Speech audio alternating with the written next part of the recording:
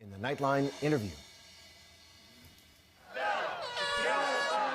In a political year dominated by Republican insurgents, a messianic talk show host, America today begins to turn back to God, and the most unlikely candidates, I'm not a witch. John McCain is a survivor. It could have been different.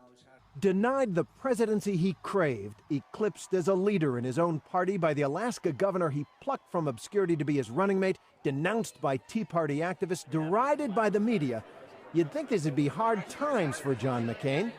They aren't. I am a happy man. Was so honored to get the nomination of my party. I'm proud of our campaign. I'm proud of Sarah Palin. I'm proud of my life.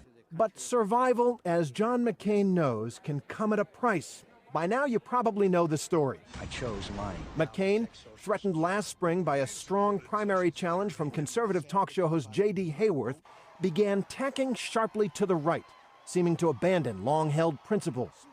On immigration, he went from joining Ted Kennedy on immigration reform to this. And complete the dang fence.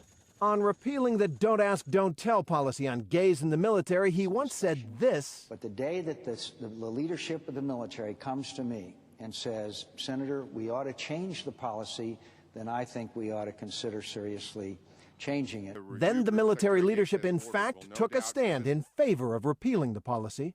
It is my personal belief that allowing gays and lesbians to serve openly would be the right thing to do.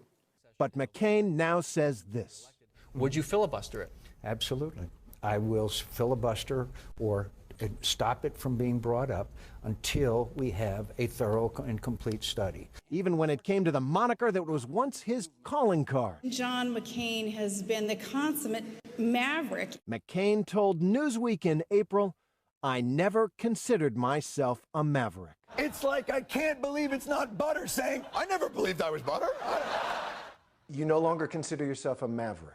I was in an interview with a reporter who said, you consider yourself, I consider myself a person who stands up for what they believe in. When I was against President Bush on a number of issues, I was called a maverick. When I'm against President Obama, then I'm called a partisan.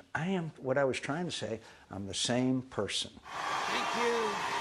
One thing has always remained consistent about McCain. He's a fighter.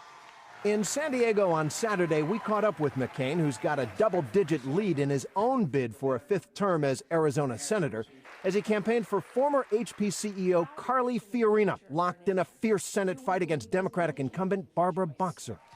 Inside, it was an event for veterans. McCain broke with the old traditions of senatorial courtesy and just let loose on Boxer.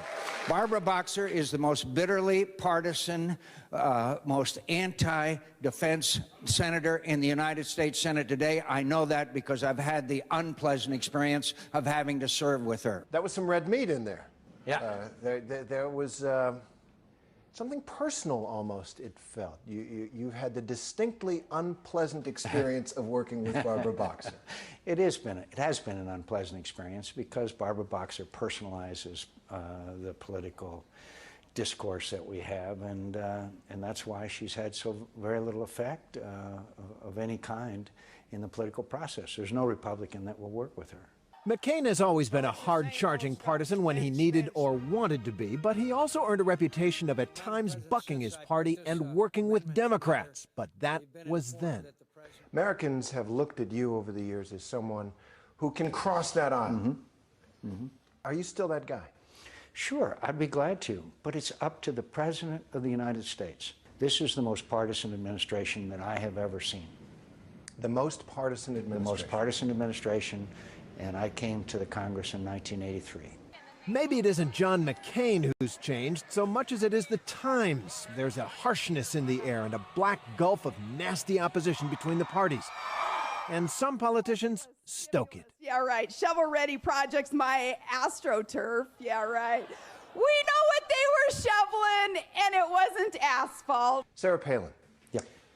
Our poll and others find that upwards of 70% of Americans do not think Sarah Palin is qualified to be President of the United States. Are they wrong, or were you? I haven't seen anyone since Ronald Reagan that with certain individuals and large groups of individuals who really have this passionate belief and support for her. Do you never have a second thought? Oh, I couldn't be more proud of her and the campaign she waged. You begin to think about legacy, and I think that Sarah Palin will play a very big role in the American political scene for a long time. And she'll be part of your legacy. Sure, and I'm proud of her. But this long campaign to be reelected will also be part of McCain's legacy and the controversy it stirred. People say, why did you sell out? I think our country is hurting in ways that are almost unprecedented. All of these challenges we face throughout the hemisphere and the world are, I think, could benefit from my experience and knowledge and background. But your positions have changed. But they haven't. On Don't Ask, Don't Tell, it's the same. On immigration, that is shifted with, and frankly, because the American people spoke. They want the border secured. On the issue of climate change, I said we cannot do it without nuclear power. It seems, though, that you've lost the affection of the National Press Corps. I think that that's a true statement, Terry. I think that's a true statement. But as he cruises to victory and looks for a leading role in a Republican Party that has changed and changed him, John McCain doesn't seem to care. He survived.